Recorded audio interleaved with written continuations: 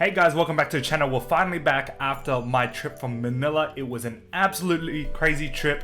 Gonna fill you guys in with all the tournament results over this past weekend. So we had BCS Manila as well as BCS Puerto Rico, and I think we have a Vanguard Deluxe as well.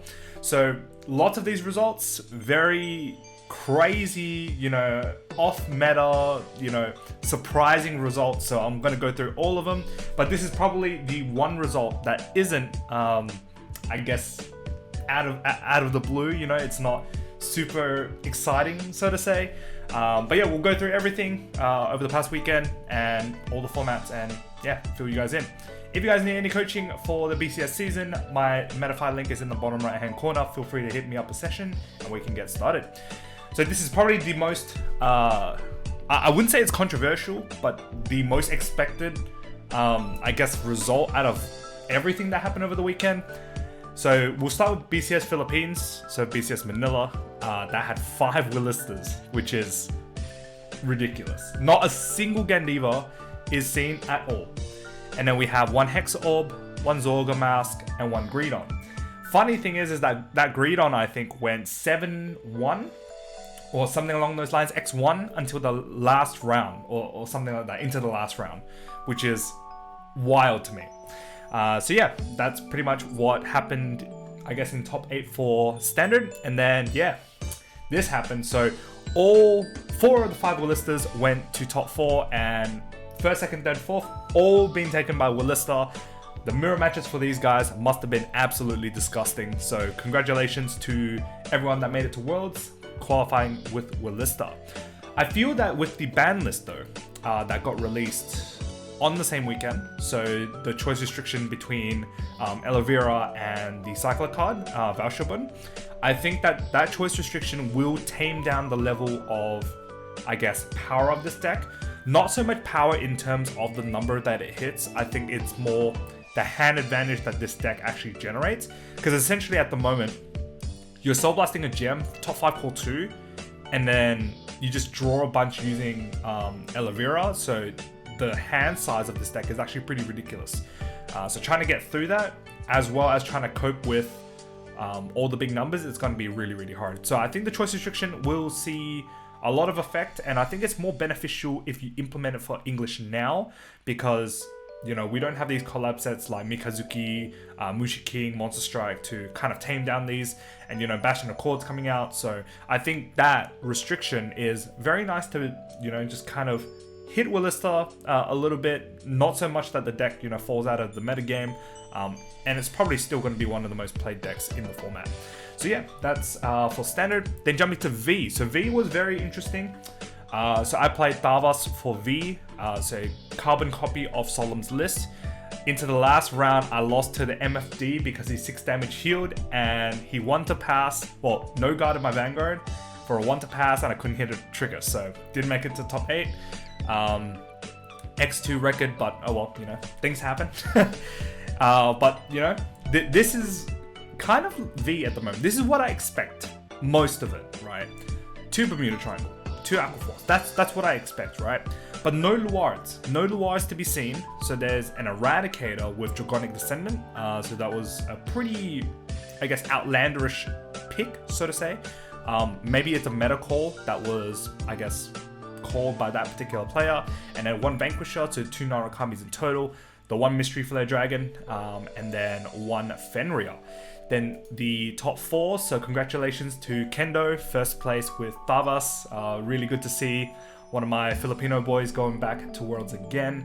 Second was Robert Garochi, another one of my Filipino friends, coming second with Book Vanquisher. Third was Anj, and then fourth was the Fenrir deck.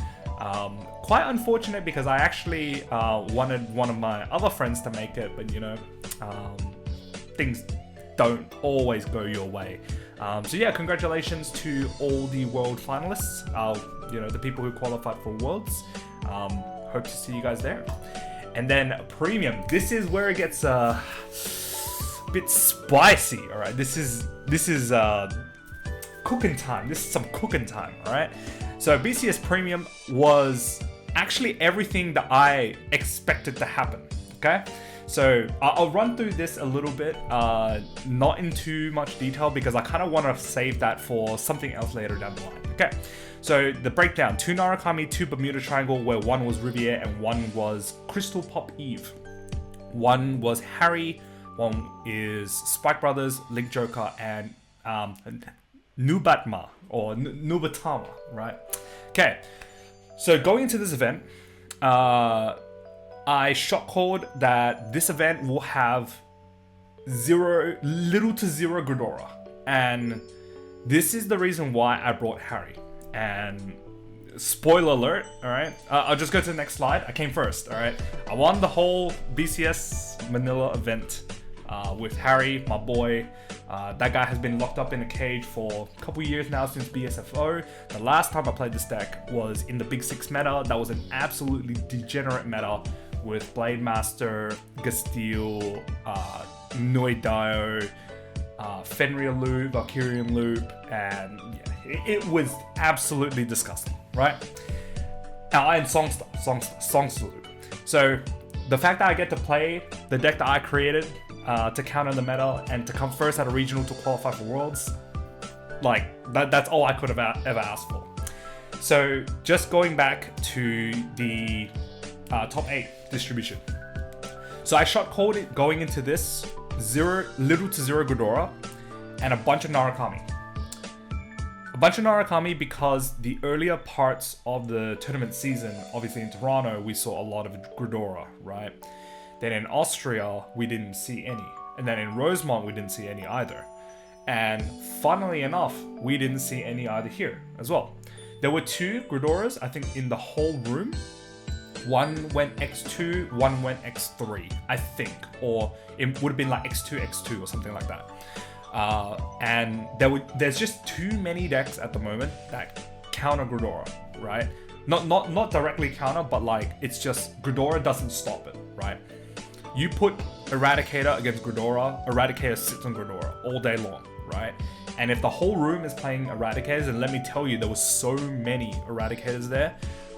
This pie chart actually doesn't show how many Narukamis there were, but it was absolutely ridiculous. There were like other things like Riviere. There was actually a lot of Riviere playing the Freya so that it counters against Narukami. So they can exterminate, get a bunch of power because all your front row are protected, essentially. So Narukami have to play in like a little bit of a different way, so to say. Maybe straight into Gilgal, attack so that the Freya's gone. But yeah, there's a lot of things going on, and yeah, this is pretty much how it went down. So a lot of Narukami, a lot of decks that are hand-oriented, and I actually shot called to see a lot of Grand Blue. And funnily enough, there were a lot of Grand Blues in the early stage of the tournament, but then they kind of got weeded out. I think some of them bombed out. And then in the last round, around 7, I versed Grand Blue, and yeah, that's what I wanted, right? I wanted to verse Narukami, I wanted to verse Grand Blue, and I made it to top cut. And then top 8, I played the Eve deck. Crit for game. Whoops. And then top 4 was Riviere. So Riviere itself, I think the Riviere player went first, but didn't high roll me. So I got time to kind of stabilize, and then just won from there. And then, went into the finals versing Dane Gonda, or Daniel Gonda, playing Eradicators. And this was an absolutely crazy game because I think both of us had a really scuffed game where both of us had to ride Vanquisher and G HARRI, and I never saw V HARRI. And I had to beat him on a grade 4 HARRI turn, making sure that I always hit over defensives. I think he needed to hit 1 defensive to kind of slow down the turn a little bit, but I don't think it was enough. I think he needed to hit OT, so he had a Heal and an OT left. But yeah, obviously it didn't happen, unfortunately. And then yeah, that's how I came first for BCS Manila. And then second was Daniel Gonda coming second with Eradicators. Third was Riviere, and then fourth was Rising Gridon. So yeah, this is pretty much the results for the Philippines. Very, very happy with my results over the weekend. Free flight to Worlds, happy days. Can pretty much chill out for the rest of the season, which is cool. Then looking at the Deluxe Cup, that is running in Thailand, so Season 3, 2 Gandivas, 2 Orphis, 1 Willista, Bastion, Messiah, and Prison. I'm not too sure if the Prison has the PR yet. I'm pretty sure it does. The PR really helps Prison a lot. But here we see Gandiva, right? In comparison to, I guess, the standard Manila side, we saw no Gandivas at all. So I think maybe it's like a favoritism thing where a lot of Japanese players tend to like Gandiva more than Willista, and the representation of Willista is just not as much as Gandiva. Maybe. And then looking at the top 4, so first place was taken by Prison. Wow, that is actually, that's very surprising, to be honest. I would have expected more, I guess. But I guess then you're playing against a Willista coming second, so the soul needed to kind of bring your stuff back is pretty scarce, because you know you're needing for Yuika, you're needing for Willista itself, you need it for the cycler card. So using CB is already expensive because you have to use it for your Ophelias, right? And then you also need Soul Blasting for your cycler card, Willista herself, Yuika. So your resources are actually stretched thin. So yeah, that might be the reason why Prison took it over the top. Third was an Orphis Mass, and then fourth was Bastion Accord. Bastion Accord, I think this is one of the more promising decks coming into set 12. Definitely a deck to look out for. Then jumping to Puerto Rico, so standard 3 Jet, 2 Messiah, 5 out of the 8 decks are Stride deck sets, 2 Gandiva, 1 Willista. This is like the meta representation that I expect to see, maybe not the Messiah, but like everything else, 6 out of the 8 decks, that's kind of what I expect. Then going into the top 4, so first was taken by Jet, second was Messiah, third was Gandiva, and then fourth was a Jet. So congratulations to everyone who made it to Worlds. Then going to V, so here we see Shadow Paladin finally, so 2 Luards, and then 2 Leopold. So Leopold was actually another deck that we didn't see in BCS Manila for V-Premium either. 1 Thalvis, as expected. Gurgut, so Gurgut is an interesting one. I was playing against a few Gurguts during the event. I don't want to really say it's a high roll deck, but it's a deck that scales really quickly because you essentially ride Holy Shine into Prominence Core, and then you transition into a Gurgut, and then Gurgut just finishes, right? So that's pretty much how the deck kind of works. 1 Astropole and 1 Junite. Surprisingly, I didn't verse an Astropole. I was actually, pretty scared of that deck. That deck can just high roll you out of existence, and you actually can't do anything about it. So yeah, that's the V-Premium top 8, and then first was taken by Thavis, exactly the same as Manila, so first place was also a Thavis here, second was Luard, third was Leopold, and fourth was Gurgut, just short of a Worlds invite. So congratulations to everyone here. And then going into Premium, so this is another talking point as well. All of these decks are hand-oriented decks, maybe other than the Morfessa, right? So, maybe the Gurgut, right? So 2 DPs, DP, just one-shots people and cool, you're dead, right? One of Gridora's hardest matchups, I think. Then there's Luard, obviously, Luard with Morfessa, and then Raging Form. Raging Form doesn't care, it just like rewrites stuff. Sure, you get slowed down a little bit because you can't just CB1 call, so yeah, Raging Form is Raging Form, but if you're playing against, non-Gridora decks, Raging Form is actually pretty scary. 1 Victor, 1 Nubutama, 1 Narakami as expected, and then 1 Gurgut. So yeah, that's the top 8. And then going into the top 4, so taking the Narakami itself, takes the whole event with Eradicators. Second and third were both DPs, so surprisingly enough, Narakami dodged one of its probably problematic matchups because DP is actually very hard for Narakami because they have actually no way of being able to cope with 100k worth of 100k 200k with guard bust, and the quality of guard, Narakami doesn't really have that, right?